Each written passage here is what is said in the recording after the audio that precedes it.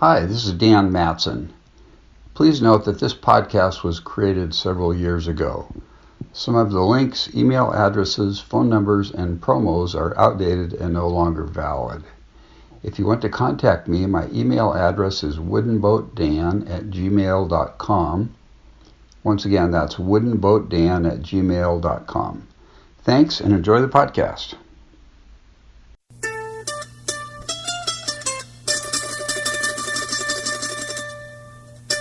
Welcome to Hooked on Wooden Boats Weekly Podcast Episode number 10. I am your host, Dan Matson, and this is the world's very first podcast fully dedicated to the art, craft, history, and tradition of wooden boats. Thanks for tuning in today, folks. It's the day before Thanksgiving, so happy Thanksgiving to you. I hope to get this episode online today or tomorrow, so it'll be right on schedule. It's great to have you back this week for episode number 10. The traffic to the website continues to grow. This month so far, we've had 20,000 hits on our website, and that represents people from 32 different countries and 500 unique visitors, so that's pretty cool. I'm very happy with how this is progressing. Apparently people like it, and they're tuning in each week, so that's pretty fun. As a reminder, this podcast comes out on Thursdays each week by the end of the day. And in this episode, I'm going to be sharing the highlights of the 2011 Port Townsend Wooden Boat Festival that I attended in September. Next week, I have an interview with Marty Loken that I'm going to play on the podcast. Marty is owns the Island Boat Shop in Nordland, Washington, which is near Port Townsend. Marty's got a really interesting story. He does a lot of boat rescue where he finds boats that are in major disrepair that people don't want, and he finds a home for them and rebuilds them and restores them and makes fine classic craft out of them. So it's pretty cool. So tune in next week for that. Just as a reminder, you can connect with me by subscribing on iTunes, Zune, or BlackBerry directories. You can also connect by subscribing or going to the website, hookedonwoodenboats.com. And on there on the right-hand side, there's a link that'll take you to my email subscription service, so you get special news and resources there if you want to sign up for that. Pretty easy to do, and you can leave your comments on my website anywhere. If you have comments about the show, you can email me at dan@hookedonwoodenboats.com, and I'm on Facebook at facebook.com/woodenboatdan, and Twitter at twitter.com/woodenboatdan. Also on the website now, I have, as of last week, a resources page. And this is a page where you can go to, if there's books or magazines or tools on there that you would like to purchase through Amazon. If you click on the icon of the particular book or whatever it is on my website, it'll take you to Amazon. You can make the purchase at the regular price, and I get paid a small commission of 4%, which helps me defray the costs of my recording equipment and so on. So if something there that you'd really like to have, I'd appreciate it if you would go through that link to make the purchase. And I believe if you go through my link and you purchase basically anything on Amazon, I do get paid a little bit, so that's pretty cool. Let's see, what else is going on right now? Oh, this has been a fun week. On Monday of this week, I took a ferry over to Port Townsend, Washington, and I conducted 2 interviews, one with the director of the Northwest School of Wooden Boats, Bill Maller. Had a fascinating interview with him. They've got students from all over the world, and they're only one of 3 schools in the U.S. where you can actually get the equivalent of an Associate of Arts degree in woodworking and boat building, so that's pretty cool. And then I visited with Marty Loken at the Island Boat Shop in Nordland, which is near Port Townsend. I did an interview with him, and That was a lot of fun. Also this week, I'm watching on my computer a 2-hour film called Charlotte. And this is a story of a boat shop in New England. It's actually in Martha's Vineyard, Massachusetts. And it's called Gannon and Benjamin. And the two guys there are building or have built a 50-foot wooden schooner called Charlotte. And this 2-hour film documents the story of that. It's very fascinating. I've almost finished it myself. And you can actually watch it free on the internet. And I think in December it's going to come out on DVD also if you want to purchase it. If you'd like to see that film, you can go to my website, hookedonwoodenboats.com/Charlotte, CHARLOTTE. That's hookedonwoodenboats.com/Charlotte. And that will redirect you to the place on the internet where you can watch the film for free. Anyway, it's been a good week. I've also got a pop filter on my microphone now, which is pretty cool, which is supposed to take out the popping sound you get when you say the letter P and other things like that. And I actually made it for free out of a pair of pantyhose and a wooden embroidery ring, which is some things that we had laying around the house here. So we'll see how that works. I'm trying to fine-tune this thing every week. Well, for now, what we're going to do then is move on to this recording I did a few weeks ago after the Wooden Boat Festival in Port Townsend. And so I'm going to go ahead and start this recording now. I hope you enjoy this. Hi folks, Dan Matson here from Hooked on Wooden Boats, and I'm sitting in my car, I have the windows down, and I thought I'd record a segment for Hooked on Wooden Boats podcast. And today I'm going to talk about the Port Townsend Wooden Boat Festival. So since I am sitting in my car, you may hear some cars drive by.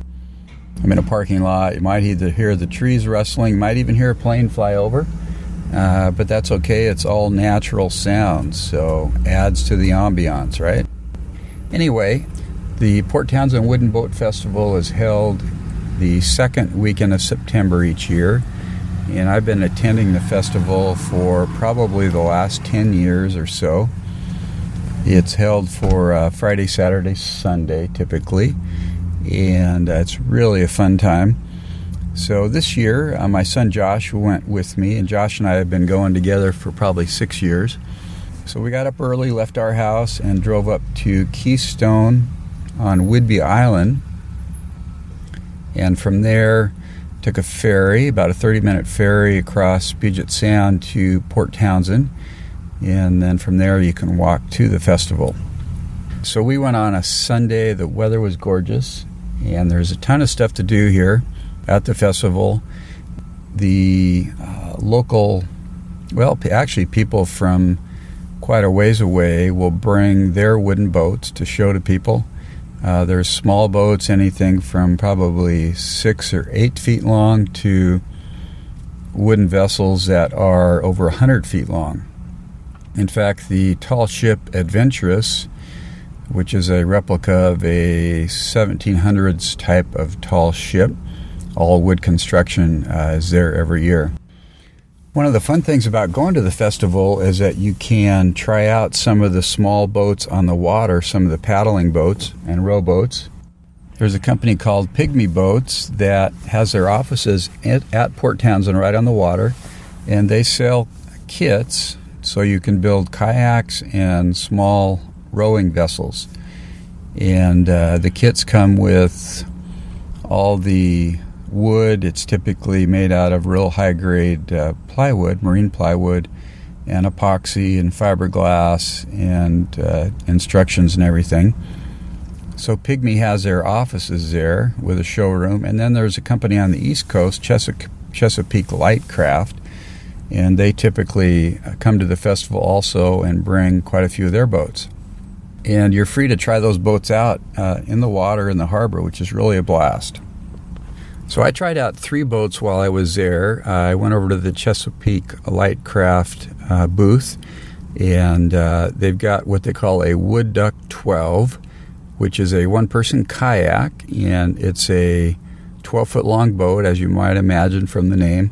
It's a very wide beam and very stable boat, so it's for calm water. It's for somebody that wants to do some photography maybe, or fishing, or just relax in a small boat and paddle around a lake and have a good time, not worry about capsizing, that sort of thing.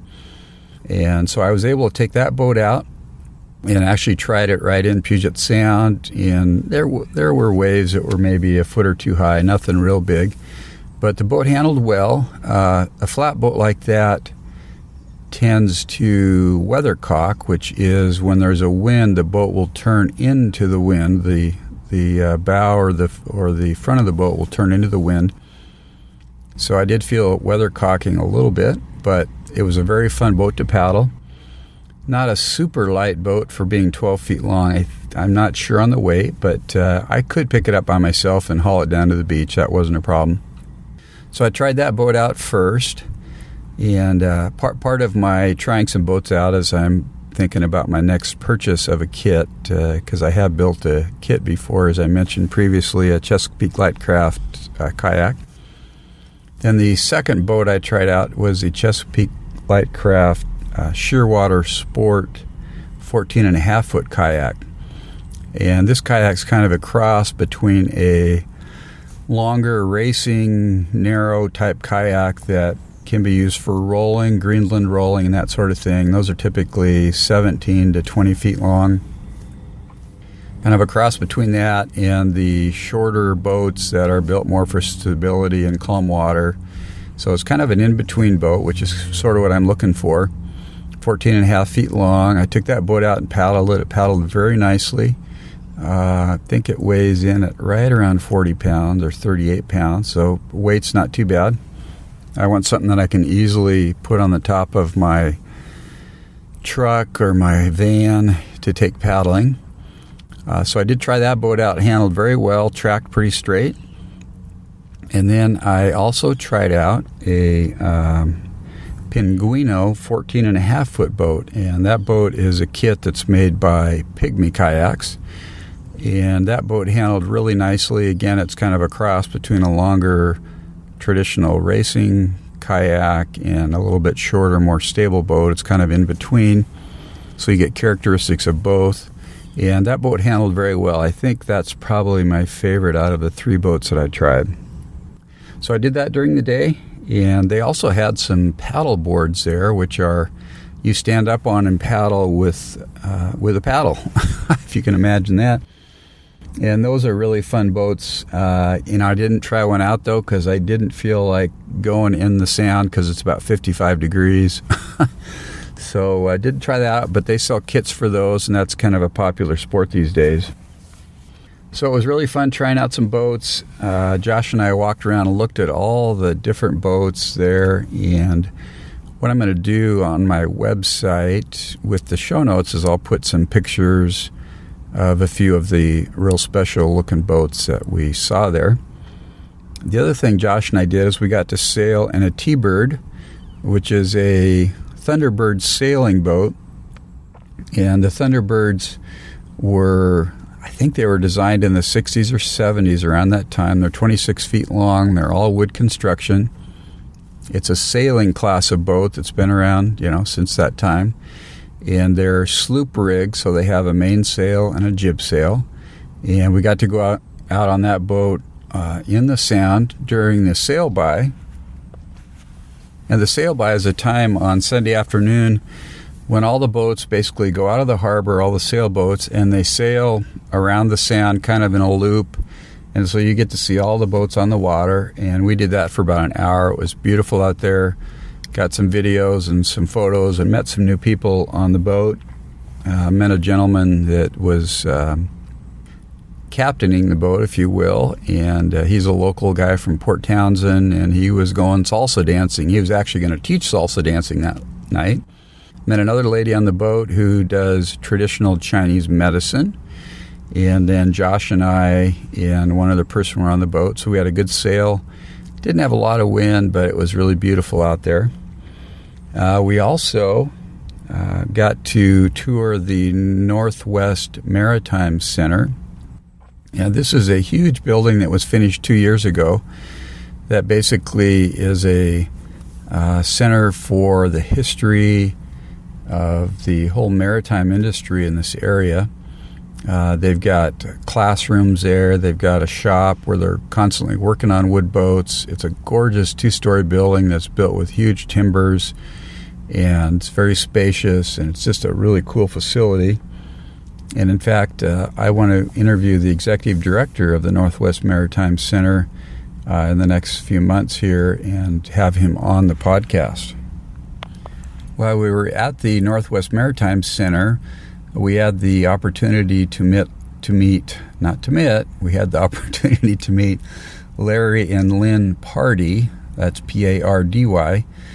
And they are a couple that about 40 years ago, when they were young, probably in their 20s at the time, they decided they were going to build a wooden sailboat and sail around the world and live on their boat and just have a totally non-traditional lifestyle. And that's exactly what they did over the last 30 to 40 years. 40 years ago, they built a boat, and it's all wooden boat, and it's engineless also, so there's no engine on the boat. So they figured out how to sail into all the ports and maneuver and do everything without an engine, which saves weight on the boat, saves you fuel. There's less mechanical things to worry about, so it's a pretty cool way, kind of a purist way to sail. So they, for the next 30 years, have sailed all over the world. And they've written some books, and my son's actually read some of the books. I haven't, and they've told their tales of being all over the place. And they were selling their books there, so my son Josh bought a couple of their books, and they autographed them. So that was pretty cool to meet them. They're very well known in the sailing community, and in fact, would like to hook up for them with an interview at some point also. They also have classes at the Wooden Boat Center, or the Maritime Center, and so I went to a class on building wooden spars. Spars are basically masts and booms of boats, on boats. And hang on a second here, I'm going to roll my window up. It's starting to rain a little bit. Sorry about that. So anyway, I went to the spar building class. It's taught by Bruce Tipton, and I've actually been to it a couple times before. And this guy builds wooden masts and spars, and he builds them. He had a sample of one that he built there. It's a hollow mast. It's called a bird's eye construction, and it was probably 50 or 60 feet long, made out of Sitka spruce. It was absolutely beautiful. And so he builds replacement and new parts for wooden boats, for sailing parts. And he talks about the construction, how to make them solid or hollow, rectangular or bird's mouth construction, how to do scarf joints, what type of wood to use, how to keep from getting rot inside the hollow mass. Talks about the ratio of the width to the diameter. So it's just really good stuff. And as you know, I'm getting ready to build a mast for my dory. And so I'm kind of drawing up plans for that. So got to go to that class, and that was really fun. The guy's name is Bruce Tipton, and he's also on my interview list. I got a lot of people to interview, folks. Anyway, let's see, what else did we do? We had corn on the cob for $1.50. That was pretty sweet. We got to see a lot of Sam Devlin's boat, and Sam is a gentleman from Olympia, Washington, that's been designing boats for quite a few years. They are basically built as simple to build boats, and most of his boats, I think, are in the 16 to 24 foot range. They're made out of marine plywood, and they're real practical boats. And he had a lot of his boats there that people have built. And Sam's another guy that I want to interview. So pretty excited about that. So anyway, Josh and I spent the day there. We had a blast. If you live anywhere in the area, I would encourage you to plan on going next year. The other Wooden Boat Festival that's really good is typically on July 4th, around that weekend, and that is down on Lake Union in Seattle, Washington. That's a really good one to go to also. The other thing I wanted to mention is I've talked about marine plywood, and the marine plywood that you can buy now, and actually I think they started selling it in the 80s, is typically a lot of it is made out of a kumi, which is, I've been told it's actually kind of a pine species, although I've also been told it's mahogany, so I'm not sure. But anyway, it's made to a very high standard. It actually meets British Standard 1088, and it's certified by Lloyd's of London to last for 20 years or more against rot or other structural issues. It has no voids. It has very many plies per inch or per the thickness of the plywood. It's very expensive, but it does last forever. So if you're going to build a boat, that's probably the way to go. Anyway, that's a wrap up on the Port Townsend Wooden Boat Festival. Thanks for listening, and we'll talk soon.